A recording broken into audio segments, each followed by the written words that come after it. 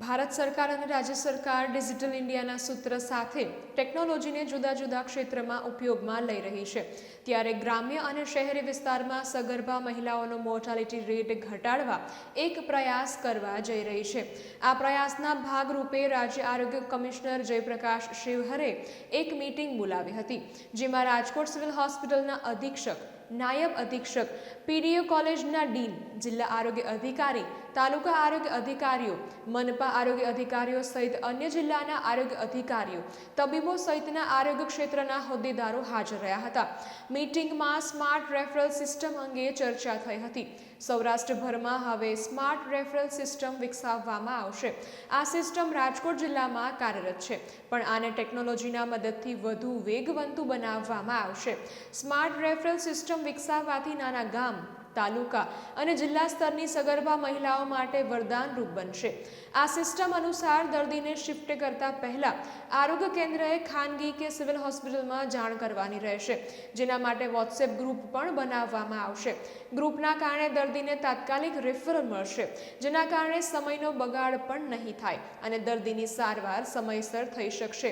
આ સિસ્ટમમાં વિડીયો કોલના માધ્યમથી પણ નાના સેન્ટરના દર્દીઓને સારવાર મળી શકશે, જે સ્માર્ટ રેફરલ સિસ્ટમથી સગર્ભા મહિલાઓને પ્રસૂતિ પીડા વખતે સમયસર સારવાર મળી શકશે, જેથી કરીને મોર્ટાલિટી રેટ ઘટશે।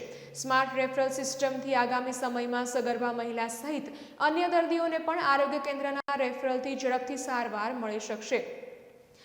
સ્માર્ટ રેફરલ સિસ્ટમને કાર્યરત કરવા માટે મેડિકલ સ્ટાફને ટ્રેનિંગ પણ આપવામાં આવી રહી છે, જેથી કરીને આ સિસ્ટમ ગ્રામ્યના આરોગ્ય કેન્દ્રથી એક્ટિવેટ થઈ શકે છે અને દર્દીને સુચારુ રૂપ સુધી સારવાર મળી શકે છે।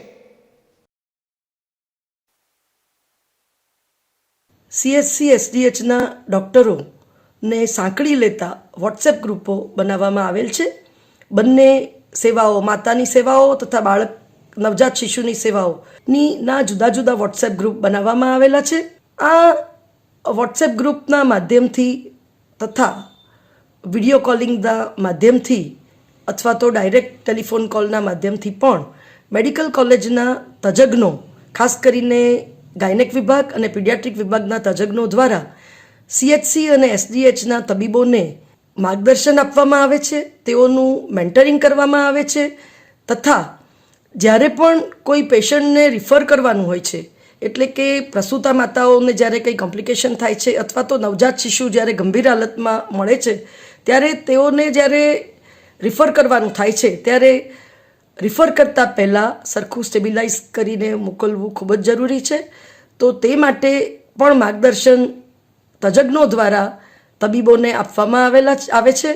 પ્રી ઇન્ટિમેશન એટલે કે કોઈ પણ રિફર કરતાં પહેલાં અગાઉથી તજજ્ઞોને એની જાણ કરીને રિફર કરવામાં આવે તો તાત્કાલિક સારવાર મળી શકે છે।